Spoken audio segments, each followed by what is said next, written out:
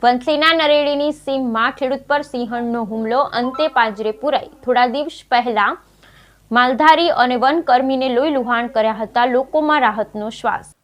વંથલી તાલુકાના નરેડી ગામ સીમ વિસ્તારમાં વધુ એકવાર સિંહણ દ્વારા પશુપાલક પર હુમલો કરી લોહી લુહાણ કર્યાની ઘટના સામે આવી છે. નરેડી સીમ વિસ્તારમાં ઢોર ચરાવતા હતા તે સમયે સિંહણ દ્વારા બામનભાઈ રબારી નામના અને પશુપાલક પર હુમલો કરી પડખા અને એકણી હોઠના ભાગે ગંભીર ઈજાઓ પહોંચાડી હતી. ત્યારે લોહી લુહાણ હાલતમાં જાણે પશુપાલકને સારવાર અર્થે જૂનાગઢ વિયા સિવિલ હોસ્પિટલમાં ખસેડવામાં આવ્યા હતા.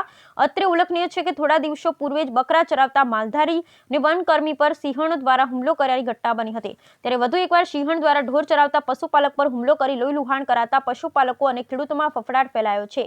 વન વિભાગ દ્વારા આતંક મચાવનાર સિંહણને પકડવા પૂર્વેથી જ પાંજરું ગોઠવવામાં આવ્યું હતું. તે પાંજરામાં સિંહણ પુરાઈ જતા સ્થાનિક માલધારી અને ખેડૂતોએ હાશકારો અનુભવ્યો. Bureau report Ramesh single, Vanthali.